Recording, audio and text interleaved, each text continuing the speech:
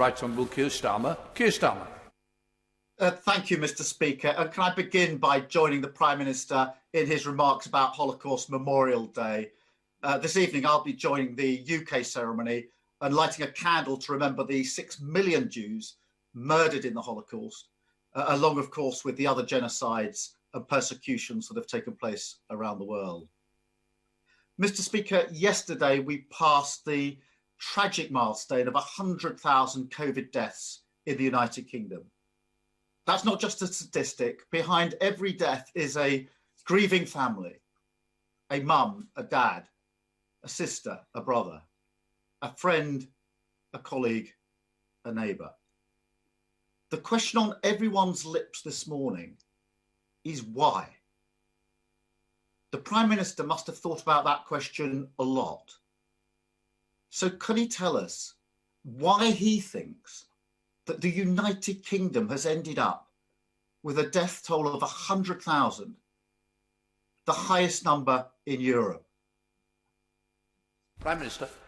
Mr. Speaker, like the right honourable gentleman, I mourn every death in this pandemic, and we share the grief of all those who have been bereaved, Mr. Speaker. And let him be in no doubt, and let the House be in no doubt, that I and the government take full responsibility for all the actions I have taken, we've taken during this pandemic to fight this disease. And yes, Mr. Speaker, there will indeed be a time when we must learn the lessons of what has happened, reflect on them and prepare, Mr. Speaker. I don't think that moment is now, when we are in the throes of fighting this wave of the new variant, when 37,000 people are struggling with COVID in our hospitals. And I think what the country wants is for us to come together as a parliament and as politicians, and to work to keep the virus under control, Mr. Speaker, as we are, and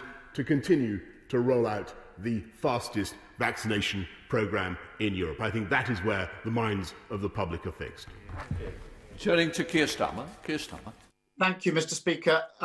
I'm sure the Prime Minister regrets the fact that 100,000 people have lost their lives.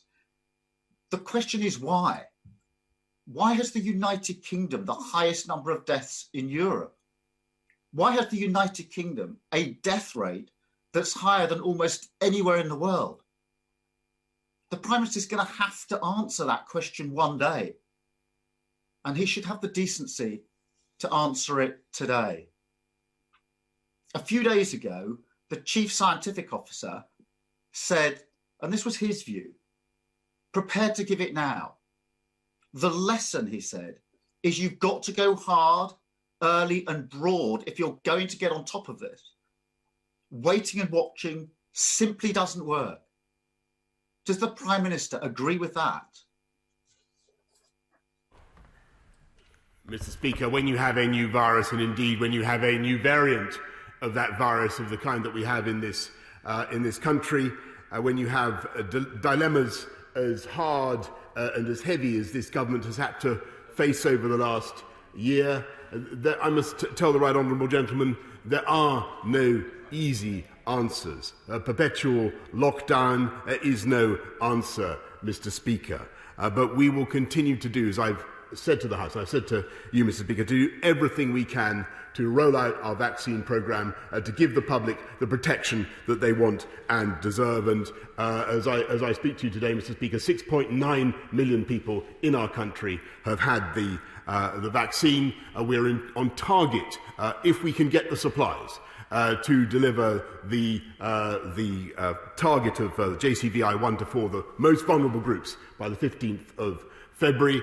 And I hope very much to be in the next few weeks, Mr. Speaker, to be setting out in much more detail how this country can exit now from the pandemic. Keir Starmer. Mr. Speaker, the problem with the Prime Minister avoiding the question of why is that vital lessons won't be learned. The reality is this. The Prime Minister was slow into the first lockdown last March. He was slow in getting protective equipment to the front line, slow to protect our care homes, slow on testing and tracing, slow into the second lockdown in the autumn, slow to change the Christmas mixing rules, slow again into this third lockdown, delaying 13 days from the 22nd of December before implementing it. And I fear that he still hasn't learned that lesson. The latest example is the continued delay in securing our borders.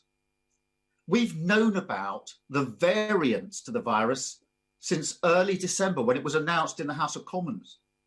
We know some of those variants are coming from abroad, but we don't know the route.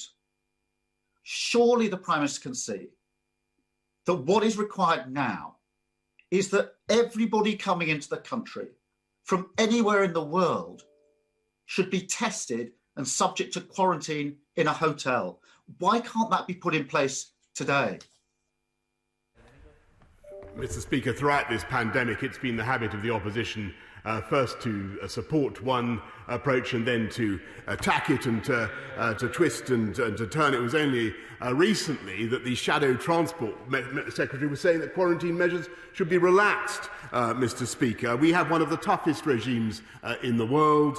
We ask people to test 72 hours before they fly. They have to produce a passenger locator form, or otherwise they're kicked off the flight. They already have to quarantine for 10 days. And my right honourable friend, the Home Secretary, will be setting out later today, if you care to wait for that, even tougher measures for those red list countries where we are particularly concerned about new variants. And again, I think what the people of this country want for us now to do is to come together as a government, as a parliament, and to get this thing done. Keir Starmer. Mr. Speaker, the Prime Minister complains about the opposition, but the greatest criticism of the Prime Minister at the moment in relation to borders is coming from his own Home Secretary. She's busy telling anyone who will listen that the Prime Minister didn't do enough in relation to the borders last year. And I fear that the Prime Minister is repeating the same mistake in relation to the new variants of the virus. Mr. Speaker, let me turn to schools. Everybody agrees that reopening our schools should be a national priority. But that requires a plan. And the Prime Minister hasn't got a plan. So as a first step, does he agree with me that once the first 4 categories of the most vulnerable have been vaccinated by mid-February, he should bring forward the vaccination of key workers and use the window of the February half term to vaccinate all teachers and all school staff? Mr. Speaker, of course, it follows that all teachers in JCVI groups 1 to 9 will be vaccinated as a matter of priority. And I pay tribute, by the way, to what the huge efforts that parents are making across the country, struggling to educate their kids. I know how deeply frustrating it is, the extra burden that we've placed on families by closing the schools. And no one has worked harder than my honourable friend, the Secretary of State for Education, to keep schools open. We all want to open schools, Mr. Speaker. I think what we want to hear from the Leader of the Opposition is that he will say loudly and clearly what he's refused to say so many times, Mr. Speaker, and what the public need to hear is that schools are safe. It's absolutely critical that he says that. Keir Starmer. I'm sorry, Mr. Speaker, I'm none the wiser as to whether the Prime Minister agrees with me that school teachers and school staff should be vaccinated, taking advantage of the February half term. That's 2 or 3 weeks away. It's a fantastic opportunity. And I'm no wiser as to whether the Prime Minister thinks that's a good idea or a bad idea. In the meantime, the government's got a duty to ensure that every single child can learn from home. Without access to a laptop, a computer, or the internet, that can't happen. The government was challenged on this last summer. It was challenged on it last autumn. And here we are, nearly at the end of January, the best part of a year into this pandemic, and a third of families say they don't have enough laptops or home computers. And over 400,000 children still can't get online at home. Does the Prime Minister realise how angry many families are that he still hasn't got to grips with this? Mr. Speaker, as I said just now, I do fully understand the frustration and impatience of families across the country who are educating their kids at home. And I know how difficult it is. I know how frustrated teachers are with educating remote learning as well. That's why we've provided 1.3 million laptops, Mr. Speaker. That's why we've provided a £1 billion catch-up fund. And I will be making a statement to the House in just a few minutes, Mr. Speaker, setting out what more we propose to do with the reopening of schools and the way forward with schools, and what more we propose to do by way of supporting pupils and teachers and parents, Mr. Speaker, if you will just wait a few minutes. But he's missed his opportunity once again to say what I think people need to hear if we are to get schools to reopen, because that is the best thing for pupils and the best thing for families across the country. I would like to hear from the Leader of the Opposition, in defiance of his union paymasters, I'd like to hear that schools are safe. Don't forget, I just remind the Prime Minister, it's Prime Minister's questions. Keir Starmer. Mr. Speaker, every week the Prime Minister comes with his pre-prepared lines. I think when 100,000 people have died, he should take the time to answer the question. When 1 in 3 families are saying that they don't have enough laptops or computers, his answers are simply not good enough. We're nearly a year into this pandemic. This hasn't happened in the last few weeks, and 1 in 3 families say they don't have the wherewithal to do home teaching, and those children are going without home schooling. That's the question the Prime Minister should be answering. Mr. Speaker, the UK is the first country in Europe to record 100,000 COVID deaths. We also have the deepest recession of any major economy. Our schools are closed and our borders are open. And my biggest concern is that the Prime Minister still hasn't learnt the lessons of last year. And I fear that as a result, we'll see more tragedy and more grim milestones. Now, this afternoon, I will be speaking to families who've lost loved ones to COVID. The last time I did this, I asked the Prime Minister what he would like me to say to them on his behalf.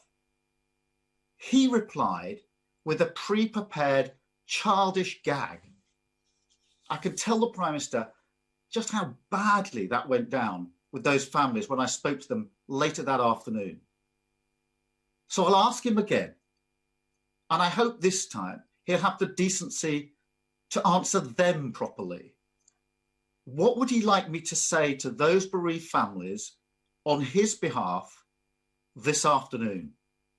Prime Minister. Mr. Speaker, I'm grateful to the Right Honourable Gentleman for meeting the families of the bereaved, as I have done, and I know members across the House have done throughout the pandemic. And it's important that we do that. And the message I would give those families is the same as I've given everybody I've met, is that I, of course, deeply personally regret the loss of life, the suffering of their families, Mr. Speaker. But I think the best thing that we can do to honour the memory of those who have died and to honour those who are currently grieving is to work together to bring this virus down, to keep it under control in the way that we are. And, Mr. Speaker, throughout this pandemic, I'm sad to say that the Leader of the Opposition has never failed in his efforts to try to score political points when I think he could be doing just that. And he has twisted and he has turned, and 1 week he calls for tougher border measures after the Shadow Transport Secretary called for looser quarantine. He calls for schools to go back. He won't even say this morning that schools are safe. He tries to associate himself now with the vaccine programme because he senses that that may be going well, Mr. Speaker. But he stood on a manifesto to unbundle the pharmaceutical companies, the big pharma, Mr. Speaker, that made those vaccines possible. And he actually attacked the vaccine task force. I know you want me to sit down, Mr. Speaker. I don't want to make this point because I tried to make it last week and you saw me. He even attacked the vaccine task force for spending £675,000 on an effort to discover whether hard-to-reach groups would take a vaccine. And I really cannot think of a better investment right now of public funds. And I hope that later on this afternoon, the Right Honourable Gentleman may think of apologising for what he did and for that attack on the vaccine task force. Mr. Speaker, they can go on, and the Right Honourable Gentleman can go on making his party political points. We will go on, with or without his help, in taking this country forward, fighting the pandemic and getting coronavirus down.